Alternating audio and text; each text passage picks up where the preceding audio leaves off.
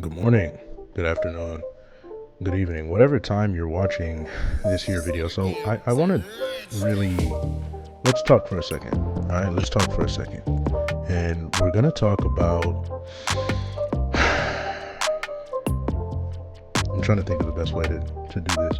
Because listen, this is not a hate farm. This is not a view farm. This is, I don't know what this is. This is a review. This is a review of why Bandai has gotten away with what they've gotten away with. And so what I've done for you guys today is I've brought up prominent figures in the Sparking Zero community, including myself lowly. Not saying that I'm prominent. I don't think myself to be anybody high up and mighty or anything like that. But let's start off with Don Coolio, a good friend of mine. So before we get into it, I want to start with something. And what we're going to start with is Chat GPT. And actually, we'll start with this Steam. Okay. Before we get into this, though, I want to take a moment to pause and give all glory to God, because it is my opinion that without that, nothing else matters. So without further ado, let's get into it. And so when we go Steam, the reason the game died. Okay. So let's look at the number one review, which I assume is this. So March 3rd, 6:13 p.m. Also, guys, I hope you enjoy the format of this video. I've been brainstorming ways to increase the content and the quality of it, and I think this is one of them. So give me feedback on that in the comment below if you would. The reason the game died: the controls were too precise and strict, down to the frames. It was too intense, and it drove the hundreds of thousands of casuals away from this game. The controls and the way the game's battle controls are to blame for the downfall of this game. The game is too hard control-wise, so it drove everyone away. And yet some veterans can't comprehend why the game died so fast. Now you know, blame the controls and difficulty. And so here's the thing, guys. This video is to get you to think. This video is not necessarily me trying to prove a point to you guys, but to get you to think and to really point some things out to you guys that might have gone over your heads over the course of the lifespan of Dragon Ball Sparking Zero. So this is this person's opinion, and it's a prominent comment on Steam. Let's take note of the fact that it is on Steam, right? I personally disagree with this take. No shot at the person. I just could not really agree to this, and I honestly couldn't disagree more. I would actually say that the controls of this game are rather simple and easy. Now, did it drive casuals away because of the sweats? Yes, but I think that the solution to that is for Bandai to grab and incorporate more casual specific modes into Sparking Zero, because when you think about it, all you have is the story, which is dry, it's not in depth, and then you have the community battles. That is really cool how you can create stuff, but it just didn't seem like enough to cater towards casuals, and so casuals very quickly fell off of this game. And so that's what that person had to say. Now let's go and take a look at the prominent figures in the Sparking Zero community and their most viewed videos. It would be an injustice for me not to include my guy, Demon Joe. So, Don Coolio. Ignore the first one. Here we go. The real problem with Dragon Ball Sparking Zero. Now, guys, this video came out 11 months ago, so let's take a look. And I'm gonna pause the gameplay that's playing in the background right now, and we're gonna click on this for a second. If you can't tell, bro, this is OPS, bro. Okay, I do apologize for the profanity, man. Y'all know I keep it clean on my channel, but everybody here is grown. So there's a summary of this video, and the summary is obviously the real problem with Sparking Zero. But mind you, this was made in October of 2024, not long after this game came out. And let's see what people are saying. They be using all them fusion characters just to lose to Frieza, so on and so forth. They're trying to play Legend Universe. So people are cheesing. Let's look at this guy's comment. It looks like a really good comment. Okay, I agree with the problems you have with the game. Pay attention, guys. We're really gonna, you gotta pay attention for this video. I agree with the problems you have with this game. I would also add another 3. Long vanish wars. Every single close quarter interaction can and will end within 30 seconds of a vanish war. It was cool for the first 2 days. Now it's not. It grew old too fast. It wasn't easy. It wasn't this easy in Tenkaichi 3. Okay, so number one, you have a comparison to Tenkaichi 3 here within months of the game releasing. These are the beginning stages of Sparking Zero. Then we have 2, the super counters. It can end every single combo in the game, costs nothing, and is not even hard to do like some people say. It can be mashable again. It wasn't this easy in BT3. Another comparison to BT3. All right, they should lock you for 2 to 3 seconds when you miss it, or make it cost skill points or key. Now guys, mind you, this is in the beginning stages of the game. Now the current state of the game, you cannot spam super counters. I mean, you can, but after you press it, I think there's like a few, either a second and a half or some milliseconds where you cannot get a super counter again, even if you time it properly, because you're spamming it. So things have changed, but super counters are still too easy in my opinion. Okay, 3, characters that can instant spark an into unblockable ult. This was a huge problem in the game. The casuals were being destroyed by this, and it was not hard to do. It didn't take much skill at all. The person said this has legit no counterplay at the moment unless they somehow mess up. Sparking Zero has implemented things since then. The last comment, let's take a look at this. This game doesn't have to be competitive. Can legit exist just for fun, but it's not even fun anymore, and it's been 1 week. Okay, so guys, I said months within the game releasing. This is 1 week. Okay, I don't know how 15-year-old me enjoyed this game 15 years ago, but this is trash. Okay, it's just one cheesy MF after the other. Nobody cares about actually playing the game. They just want to farm W's the easiest way possible. And again, even BT3 was harder than this. The fact that a majority of people are just willing to do the strats is what bores me. Okay, so now I want to get into the important part of the video, and that is noticing the theme behind these popular videos, the real problem with Sparking Zero. See, a lot of people, including casuals, they accuse us content creators of hate farming, and we only want to get on the game and talk about something if it's negative. But I want to challenge you guys on that ideology and say, what is the positive outcome of hate farming? What is the benefit of exposing something that is underdeveloped? It's too easy to exploit a certain feature. Like, what is the positive outcome of highlighting these things? Because guys, I'm gonna show you right now, there is a theme here. Don Coolio Walks, his second most popular video, the real problem with Dragon Ball Sparking Zero, right? His third most popular video, this is why ranked is borderline unplayable, just a month later. Okay, that's just Don Coolio, you guys might be saying. Let's take a look at OPAC. Very different channel, okay? And so this is going to be, and again guys, I'm not making this video to convince you guys of anything. I just want to get you guys to think, okay? Because I've been thinking. This is what a skill issue looks like in Sparking Zero. Now, mind you, the comment from Don Coolio's video, the guy said that people use nothing but fusions and they take the easiest way to win possible. Now, OPAC, even though this video is about something completely different, you can see shadows of what the comment in Don Coolio's video was talking about in the fact that this guy loses. Time is wasting. Let's mute this. This guy loses using the most overpowered character. Okay, man. So let's take a look at this. I mean, I haven't watched this video in a while, and I mean, it has 114,000 views with no description. So let's take a look. Shout out to my guy OPAC. As you can see, the fusion started with a full 4 bars of health, and he's barely touched OPAC at all, if any. Nice perception. And this is the early stages of the game, when you can argue that this game was the most busted that it has ever been. He catches that. And then he goes on to destroy this guy. I mean, let's fast forward a little bit. The dude barely does damage to him. And what does he do? He leaves the game. So there's that. Let's take a look. Second most popular video. This is what a skill issue looks like once again. Third most popular video.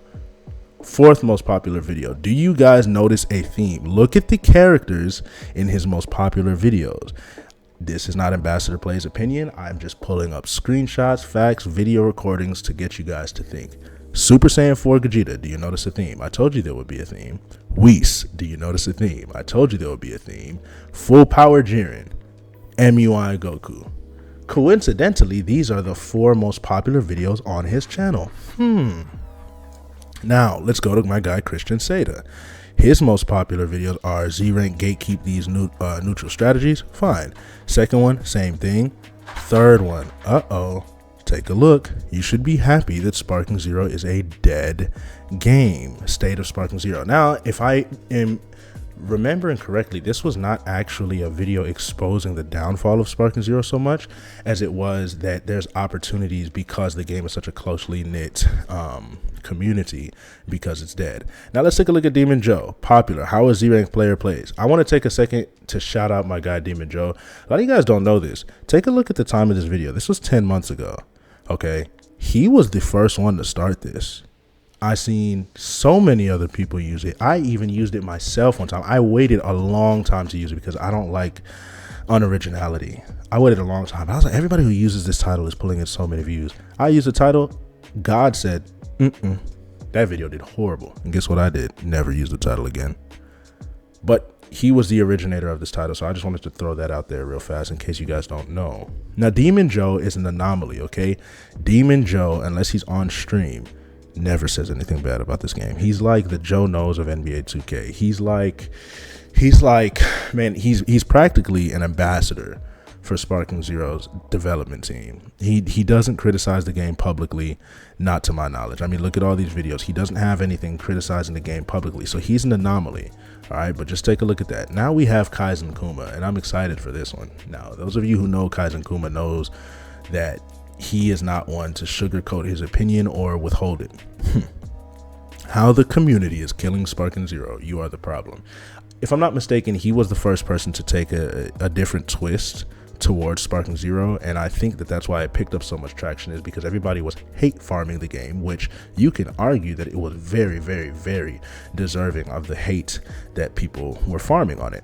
Now, he was saying that it's not so much in the devs. They are not completely alleviated of their responsibilities or their negligence to fulfill them. Rather, it's the community and us taking advantage of the exploits and doing things with selfish motives, etc., in order to gain an advantage in the games and putting each other down, so on and so forth. But then look at his next videos. The second most toxic community ever seen. Again, he piggybacked off the first one. This one, a long uncensored Sparking Zero rant, the second most toxic community. Okay, he used it again. And then exposing toxic gaslighting content creators in a community. Okay, so all of his videos are about the community and Sparking Zero. Do you notice a theme? Lastly, let's take a look at myself. Okay, my most popular video, a little bit of an anomaly, 25 minutes of non-toxic high-level Sparking Zero. I think that video did well because it's unheard of. But take a look at this one. My 4th most popular video on the channel, 3rd most popular video on Sparking Zero, a wake-up call to the Sparking Zero community. I touched on the lack of care that the developers put into this game, and I also touched on how we can be the change that we want to see. I believed that. I still believe that. But how is it that despite people like Kaizen Kuma, who's optimistic and blames it on the community, and that's his opinion, he has the right to have that, how is it that people like Demon Joe, who's a brand ambassador essentially for Sparking Zero's development team, never saying anything publicly criticizing the game, how is it that we can have these clashing viewpoints from people such as Christian Seda, Don Coolio Walks, myself? How is it that people like Kaizen Kuma and Demon Joe, who represent the game well, or at least the community of the game, and blame the lying share in the community instead of the development team, how is it that we can have these two clashing viewpoints from prominent figures in the Sparking Zero community, which is really just amplifying the voice of those who don't have a voice? That's what we do as content creators. Amen. How is it that we can have these two and Bandai doesn't take note in order to improve the game or the final product that they're pushing out? How is that? What is it that actually contributed to the downfall of Sparking Zero? Was it Don Coolio and his rants? He started the trend of ranting on Sparking Zero, and other people such as myself and Kaizen Kuma. Even though Kaizen Kuma may have disagreed with the way Don Coolio was ranting, he still is ranting. People like Christian Seda, even OPACT started streaming and went on rants on stream. So a guy who paved the way for ranting, or a guy who paved the way for siding with the game. How is it that, excuse me, even with these two things, Sparking Zero amidst all of this failed and failed miserably? Let's do something here. Let's do something here. We're gonna, okay, current players. It is 7:22 in the morning, Central Standard Time. 1,288. 30-day gain is because of the DLC Diamond Pack 2, if I had to guess. 120,000 all-time peak on Steam alone, not counting the hundreds of thousands of people that triple this number on PS5. Screw Xbox. Nobody's talking about you. 24-hour peak, 2373 in the last 24 hours. But then we have an average of 1,000. Guys, take a look at the last 30 days. Average players daily, not even 1,000 players average on this game last month. What? A game that had 120,000 peak? Let's look at October, one of the earliest months of this game. The earliest month of this game, if I'm not mistaken. 40,000 average players a day. From 40,000, next month 8,000. Substantial drop off. Next month 3, 2, 1, and it gets lower and lower and lower. And only when DLC comes out did the numbers spike, but everybody left. Why is that? Well, guys, I'm not necessarily going to tell you guys what to think.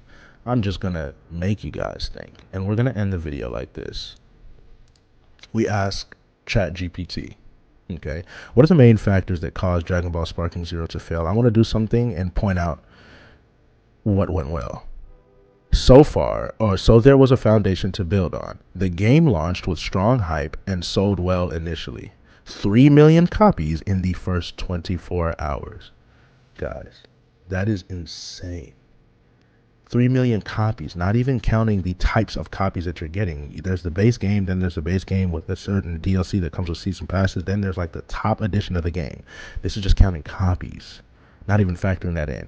Then the second good thing that went well, it had nostalgia value, being part of the Budokai Tenkaichi lineage, a large roster and flashy combat mechanics. So it wasn't doomed from the start. Guys, there are 2 bullet points here on what went well.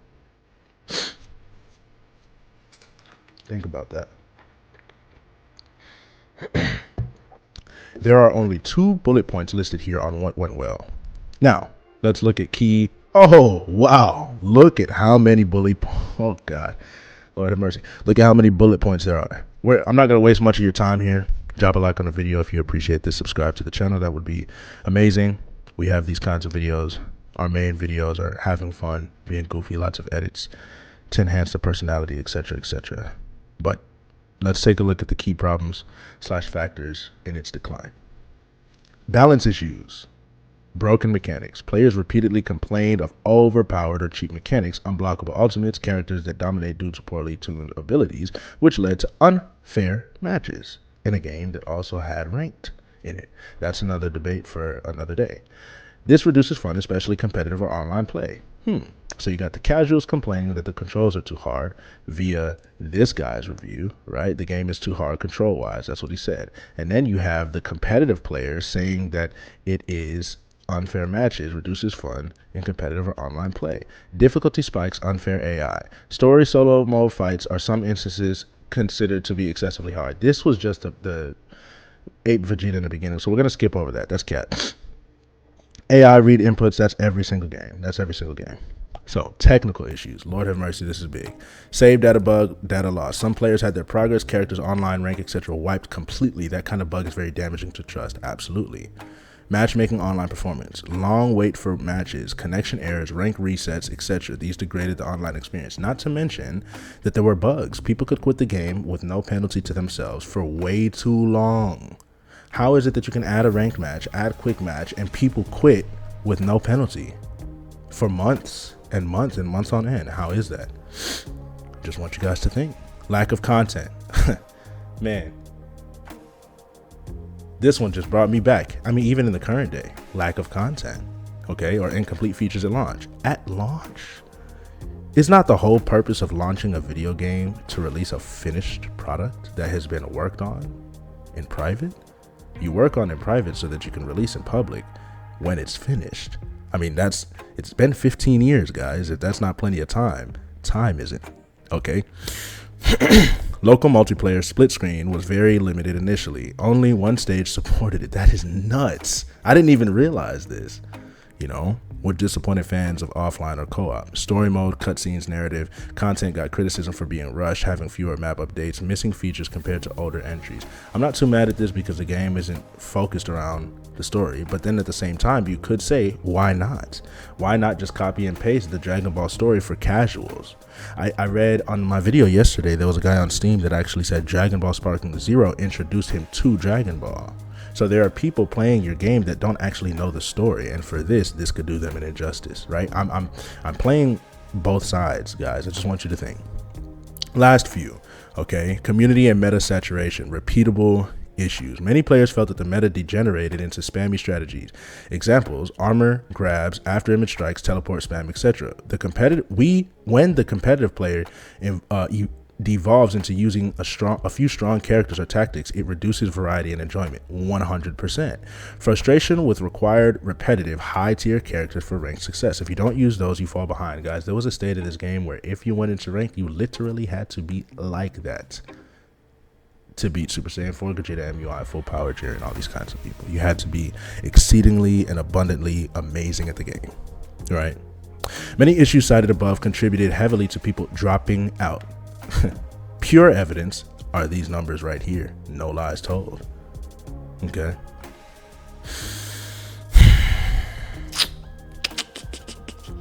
It's very unfortunate. It's very unfortunate. The metrics show a steep drop, like 90% drop in Steam player count within a month of release after an initial peak of over 120,000 concurrent player. Many issues cited above contributed heavily to people dropping out. Once first impressions sour from bugs, unfairness, difficulty, or content gaps, many players don't return. Underlying causes why these problems emerge. Perhaps a trade-off. Launching too fast. And listen, 15 years should never be too fast. I don't understand it. Do you? To match hype / nostalgia versus polishing features. I agree. If we go back up, look at what went well. 2 bullet points. This is ChatGPT only giving you 2 bullet points on what went well for an entire game that was under development for 15 years. Possibly not enough user let's eliminate this word possibly and just go absolutely not enough user testing, because if you played this game before releasing it and you are okay with it, you should be fired from the team. If you work for Bandai Namco, Spike Chunsoft, and you actually played this game and saw these mechanics and you said, looks good, let's release it, you should be fired. And I'm not for people losing their jobs, but hey, man. Balancing a large roster in a fighting arena game is always hard, but evidently some balance issues were more severe than others. Absolutely, some characters just had unbelievable advantages, and then technical bugs. Well, guys, let me know what you thought of this video. This is not to convince you. This is just to ask the question simply of what went wrong. This is a time for the Sparking Zero community to talk, to figure something out. Are you going to continue to allow lackluster care and a clear attitude of I've already made my money, so there's not much else that I have to do? Are you going to continue to support the game, support the product, and be subject to this kind of treatment? Or are you going to join these people in the red? Will you stop playing the game? Because at the end of the day, if you're not playing the game, they have nobody to exploit. If you're not playing the game, they have nobody to pick their pockets. If you're not playing the game, they have nobody to really be lazy to. Does that make sense? And so you have a decision to make as a Sparking Zero community. Will you keep making videos talking about how awesome the game is and pretending as though there's no problems? Or will you be a voice for the community and the people that don't have a platform and bring recognition to these problems so that Bandai Namco has to consistently choose to neglect us? The choice is yours. Hey, Jesus loves you. I love you too. It's been Ambassador Plays, and I'll catch y'all in the next video. Peace.